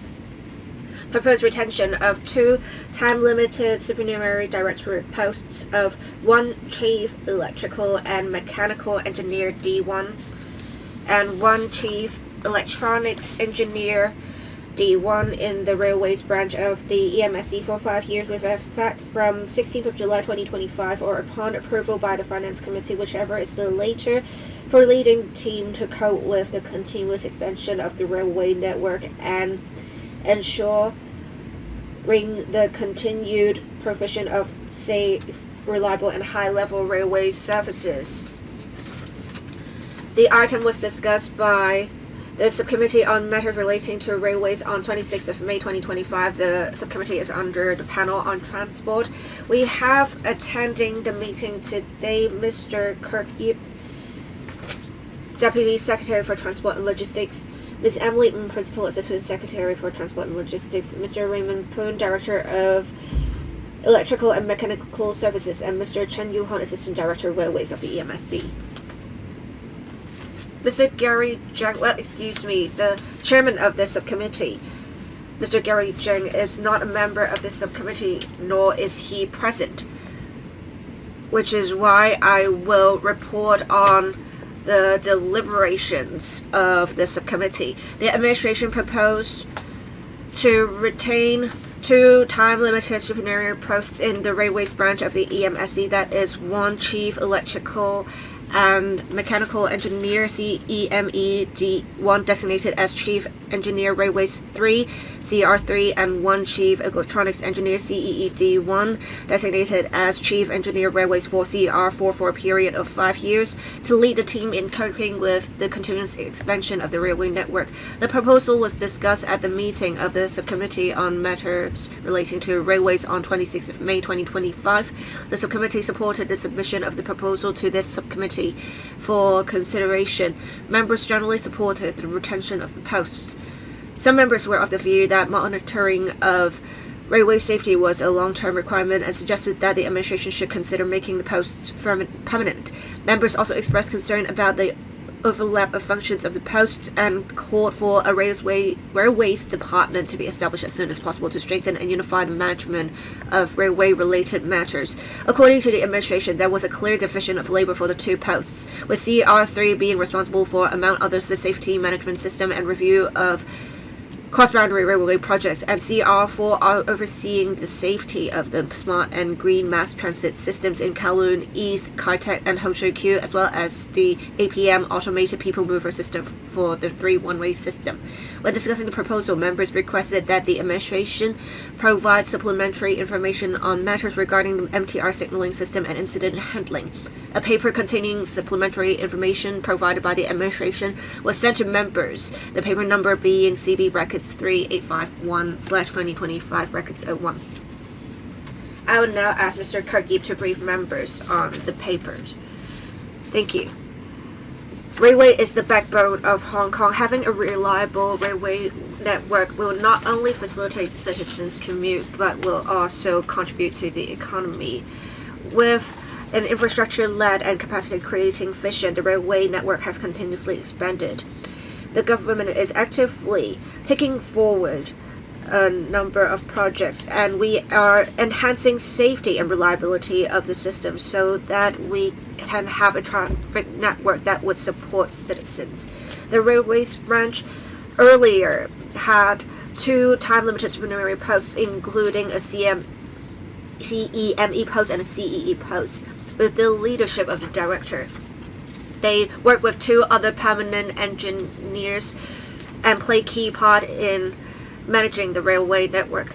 These 2 posts will lapse in July this year. We have reviewed the work of the relevant posts. We think there's a pressing need to retain the posts for the sake of railway safety. We have a number of railway projects as well as smart and green mass transit systems projects to be undertaken. We also need someone to formulate new requirements and a safety framework for the railway system. I will now ask the director to talk about the details of the proposals, and then we are more than willing to answer members' questions.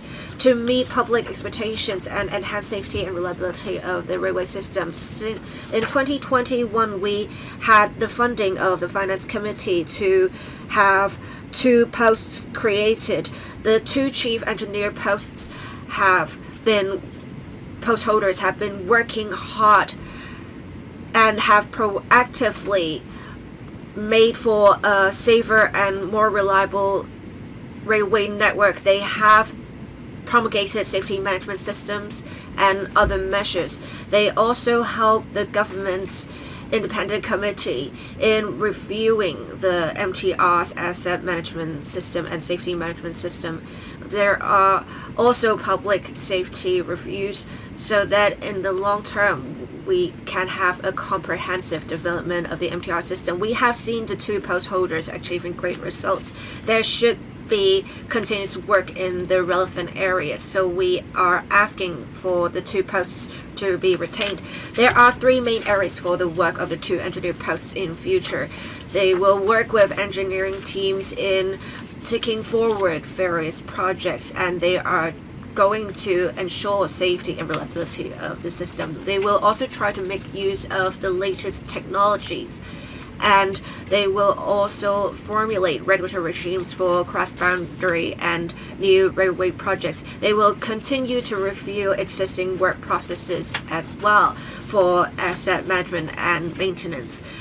We are now at a rapid pace of development. We have many new and cross-boundary railway projects being undertaken. We also need to help promote integrated development of the Greater Bay Area. We will continue to work with other departments and provide guidance in the relevant areas. We will also provide guidance to the MTR to have a safer and more reliable railway system. I urge members to support our proposals. Thank you. We have 5 members waiting to speak: Dr. Lo Wai-Kok, Mr. Tang Ka-Piu, Mr. Shen Hai-Lung, Mr. Chao Siu-chung, and Mr. Michael Tian. Due to time constraints, I will now extend the meeting by 15 minutes. Dr. Lo Wai-Kok. And after Mr. Shen Hai-Lung has spoken, I will draw the line. Thank you. Dr. Lo Wai-Kok. I very much support the proposals of the retention of the 2 supernumerary directorate posts. The EMSD has much work that is very much relevant to citizens' livelihood. We have many EMM facilities in households, such as the water heaters. We also have our mass transit systems, the railway system. We have now cross-boundary railway projects. We also have expansion projects of our existing railway system. We also have the smart and green mass transit systems projects to be undertaken. I think there is a need to retain the 2 posts, as said. And I agree with some members. There is a need to make the posts permanent. I don't think the work will be temporary. It will be continuous. We have many technologies that are developing rapidly. We have done well in the performance of the heavy rail system, but we now have some other alternatives, such as some green railway systems. How can you make sure your officers are well aware of the latest technologies? It is paramount to the ensuring of safety of their work. Thank you. Who is going to answer this question? Director. Thank you, Chair. Thank you, Member, for your questions. In future, in Kowloon East, Hongzhou-Q, and Kai-Tak, we will have the smart and green mass transit systems. We will be using some new technologies. We have the EMS branch officers visiting the mainland to see the regulators and suppliers, to visit their facilities to see what they are doing. They can see firsthand how the technologies are applied and how they should be applied to Hong Kong safely. The relevant officers will formulate the regulatory standards in due course. Thank you. Mr. Tan Ka-Pu. I support the proposals because there is no end to ensuring railway safety. So the posts shouldn't be time limited, they should be permanent. I have 3 questions. For paragraph 8 of the paper, it is said that for incidents, there have been 1,300 improvement recommendations made to the senior management of the MTR, and more than 90% of the recommendations have been implemented. How can you find out more about the actual implementation of the MTRC while they did say that they have implemented the recommendations? I also want to ask about paragraph 24.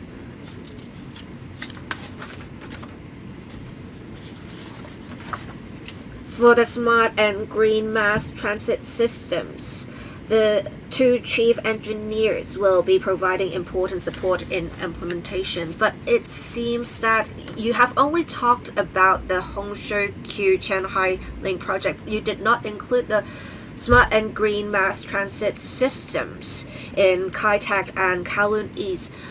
Honestly, I have participated in multiple meetings in Kowloon East, and I've never seen an EMFC officer participate in the meetings. I also note the railways branch. Well, actually, we will have them manage not just the MTRC in future. How will you tackle the upcoming challenges? Thank you. Thank you, Chair.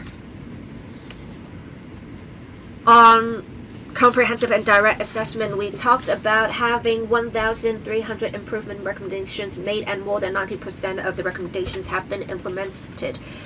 The CER3 team has, upon receiving interim replies, monitored the implementation of the recommendations, and in fact, CR1 and 2 have also been monitoring the daily operations and improvement works undertaken with the MTR lines. And they will also monitor the implementation of recommendation measures of the MCRC in their respective areas. As for the smart and green mass transit systems, the relevant officers have been working on the preparation and planning works, and CR4 is responsible for the systems in Kai-Tak, Kowloon East, and Hongzhou-Q. If there are in future other smart and green mass transit systems, they will also be responsible for formulating the regulatory framework. We have the relevant railway legislation being focused on MTRC at the moment. Once we have new operators, or for the mass transit systems, or for the cross-boundary railway services, we will need new legislative frameworks. And we have been formulating some draft legislation with the Transport and Logistics Bureau. Next, Mr. Shen Hailong. Thank you, Chairman. I support the retention of the 2 time-limited directorate posts. In the past decade, we've seen that the EMSD has been actively adopting innovative products and services to improve the technology content of various EMS services. I'm happy about that. Now, I'd like to ask two questions. First, it seems that the two post holders have been working really hard. They have proposed, put forward over 1,300 recommendations to the MTRCL. That's a huge number. Why are there so many recommendations? Now, how many of the recommendations have to do with major incidents, and how many of the recommendations just say about some trivial issues like that the desk is not clean or whatever? So there are different grading of the recommendations arising from your 64 audits. And then the duties of the two post holders cover the cross-boundary railway projects, the Hong Kong Shenzhen Western Rail Link, for instance, and so on. So all these projects will only be completed after 2034. And now you're extending the post for 5 years. Still, those railway projects won't be completed by then. That means you should consider turning these into permanent posts. Now, 2 or 3 years ago, EMSD had 551 staff members. Now you only have 569 staff members. That means you've already streamlined your structure. So perhaps in the face of the fiscal deficit, you just keeping these supernumerary posts for 5 years. But I'm sure after 5 years, you will still need the posts. Mr. Poon. Now, we have carried out routine and special audits on MTRCR, and we came up with 1,300 improvement recommendations, and we have actually classed them into different types, say in relation to safety and so on. Now, for the high-risk items, they only take up a small number.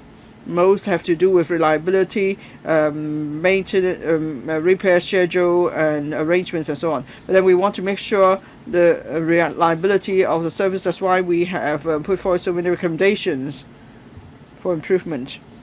As for the long-term work of new railway projects, such as the cross-boundary rail projects or smart and green mass transit systems, and all these projects may take more than 5 years. But then we need to exercise fiscal prudence, and so we'll keep the post for 5 years for now, and then we will review the progress of work and decide what we'll do with the two posts.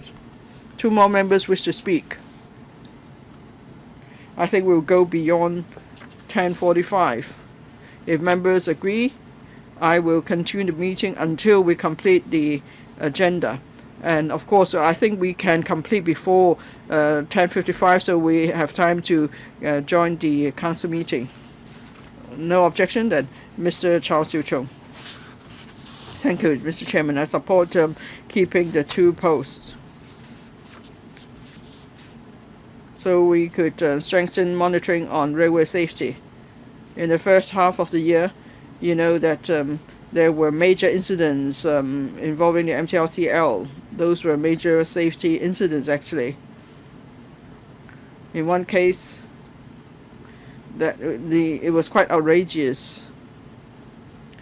The team didn't know they could just reset the system and address the issue. So I think that's a really stupid mistake.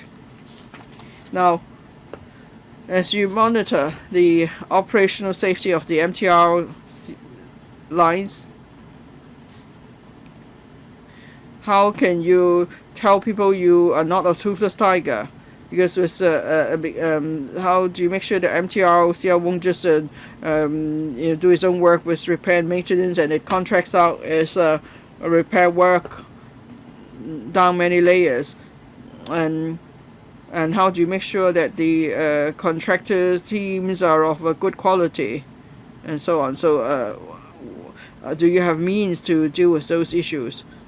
And secondly, when you conduct audits, in paragraph 8, you mentioned you put forward many recommendations, and MTRCL implemented 90% of the recommendations. But then for the incidents in the first half of the year that took place, is it because you missed out certain thing, or is it that in your recommendations the MTLCO did not follow up on them?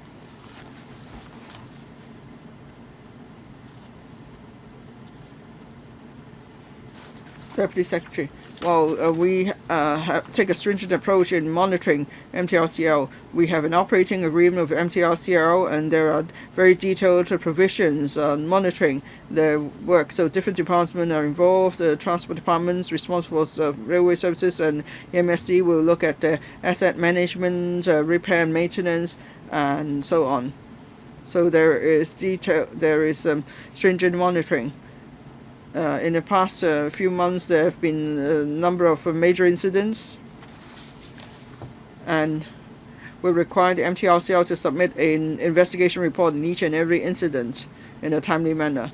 And then we also ask them to tell us how they are going to renew their assets and how they make the most of technology, and so they could do preemptive repair.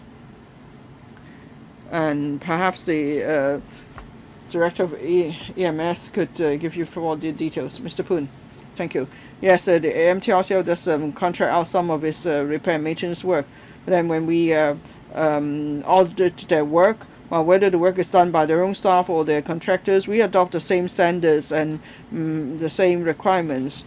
So it's not the case that because the work is contracted out, then we would adopt a more lenient approach. It's not the case. And if they don't do their work properly, we will give them recommendations on how they can improve. And we have conducted routine audits and special audits, but then in the first half of the year, we've still seen certain incidents. Now, in our first comprehensive and direct assessment, then we find that MTLCO is not detailed enough in its inspection and maintenance, and so we've made some recommendations, and they have completed the first phase of enhancement. But then still there were some incidents, so that's why we will speed up our comprehensive and direct assessment. We'll complete it in July this year, and then they will upgrade their standards for inspection and maintenance. Thank you. Mr. Michael Tan. Now, only recently the service was disrupted for 3 hours. It's because in the old system we couldn't use the same track for two-way traffic. It could only be done for the newer systems in the NT. Now, last time when we approved the extension of the poles, we made it a special point that there must be special monitoring of the signaling system. So for any incidents involving the signaling systems, then you could make sure that the renewed signaling system will allow the switching to two-way train service on a single track, and then we don't have to suspend service for a whole section, because this should only happen in the 20th century, not in the 21st century. Now, I'm not saying that the post holder must make sure that there will be partial service with any incidents. Now, the Tranquil line was designed years ago, and for one reason why there could be partial service is because of the platform design. So there are several reasons why there couldn't be partial service. But then for all new railway projects, now EMSD is responsible for approving these projects. So EMSD looks at the signaling system, the platform design, the circulation area, the connection, and so on. This is to make sure that the line is divided into many different sections. If there is an incident with a particular section, there's always a fallback to allow partial service. Then there won't be suspension of service altogether.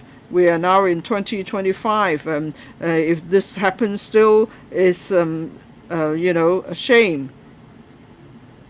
So with the new railway projects, can you also give views on the platform design? And if the MTRCL does not listen to your views, and what will happen, or do they have to listen to your views? I'm not talking about safety here. I'm just saying in future, if there is a breakdown, then there is no need to suspend service for the entire section. That's what I'm talking about. Thank you. 提問。咁 Deputy Secretary, I do note the members said after the introduction of the signaling systems, well, actually, it is also mentioned in the paper, we now allow for bidirectional operations. The general principle is that when incidents happen, we should maintain limited services still, and the MTRC agrees with that. But of course, it would depend on the circumstances of each incident. It depends on several factors to see how we are handling the incidents. For other new railway projects, we have the EMSD MTRC working with the Highways Department, incorporating safety elements in the construction process and the design of the new projects. Should there be an incident, we hope with the improved infrastructure, we can have better handling of incidents. Does the director have anything to add?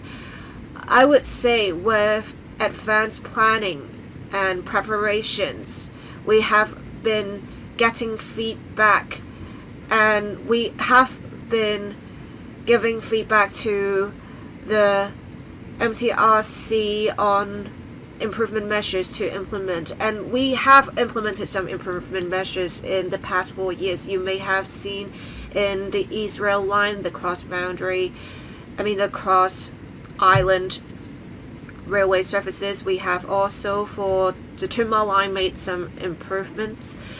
We have seen the MTRC being very agreeable to implementing improvement measures. I think that's good. I think they have answered your question. Well, I think the MTRC is doing okay. All right. I now put the item to vote. Members in favor of the proposal in EC 2025-26-8, please raise your hands. Thank you. Members against the proposal, please raise your hands. Thank you. I believe most of the members who voted on the item were in favor of the proposal. The proposal is endorsed. Now, on whether there should be further discussion of the item by the Finance Committee, in accordance with paragraph 40A of the Establishment Subcommittee procedure, I put the following question to vote. The question is, the Subcommittee recommends further discussion by the Finance Committee of the proposal in EC 2025-26-8 that was endorsed by the Subcommittee. I remind members that if this question is agreed to, it means that the Establishment Subcommittee recommends that the Finance Committee further discuss the item. If the question is negative, it means that the Subcommittee does not recommend further discussion of the item by the Finance Committee. Members agreeing to the question, please raise your hands. Thank you. Members negativing the question, please raise your hands. Thank you. I believe most of the members who voted on the question were negativing the question. The question is negative. That is, the subcommittee does not recommend further discussion of item EC 2025-26-8 by the Finance Committee. This is the end of the meeting. The next meeting will be held on 25th of June, Wednesday, between 8:30 and 10:30 in the morning. I think the officials were attending today's meeting. Thank you.